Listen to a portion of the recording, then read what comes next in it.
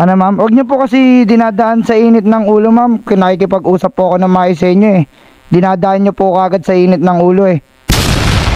Ano po yan? Ano ma'am? Sabi niyo. Bayad? Hindi pa po eh. Kaka-pick up ko pa lang eh. Sino po bang babayad nito?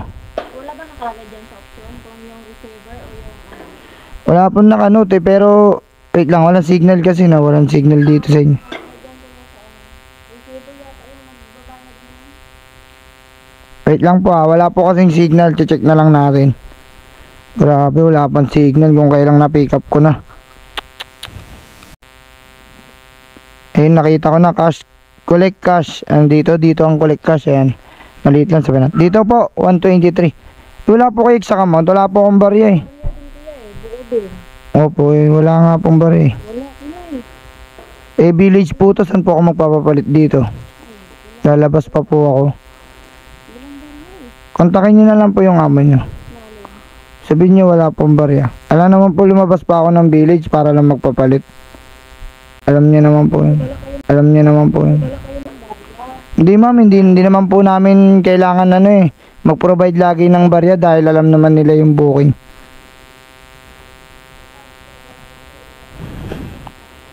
Apo. Nga po, di ko rin po alam anong gagawin dyan eh.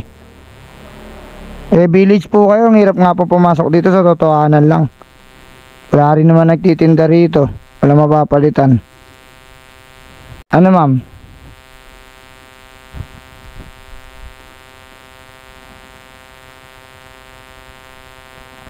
Ano pong sabi? Ibang bansa itong amo ko eh.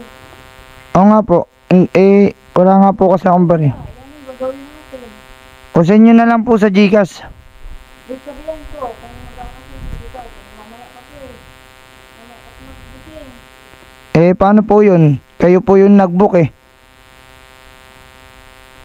Number mo. Wait lang po. Ma'am? Ano pa sabi nyo? Dapat kasi magdadala kayo ng barya. Ay hindi ma'am. Wala pong rules na dapat magpo-provide yung rider ng barya ma'am. Wala pong rules na ganun ma'am. Actually kayo po yung nag-book. Dapat nakikita nyo naman po yan kung magkano yung amount nyan eh. At saka 100 plus lang po yung bibigay nyo, 500 tapos village pa po kayo. O kaya nga po, yung ibig ko lang po sabihin ma'am, huwag nyo pong isisisi sa rider pag walang barya ma'am. Hindi po pwedeng kami lang yung mag-provide ng barya. Syempre yun nga po eh.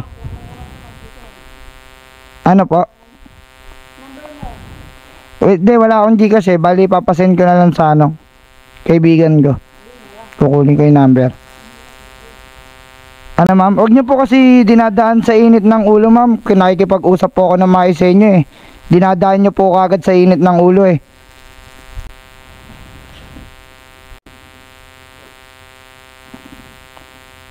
Gahanap na lang ako ng mapagsasendan yung dinadaan kasi kagad sa init ng ulo. Hindi naman pag-usapan.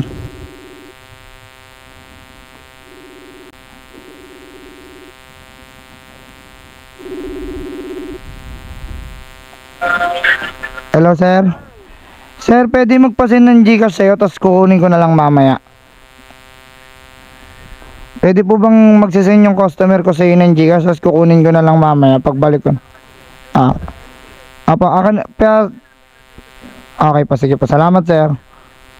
Okay po. Ba't naninigaw po kayo? Na nga po, magpo-provide na nga ng Gcash eh. Ano po? Kayo po yung nagagalit eh. Mainit po kagad ulo niya. Salamat po ma'am. Palamig po kayo ng ulo ma'am. Baka iba po makatapat yung rider. Mabastos lang po kayo.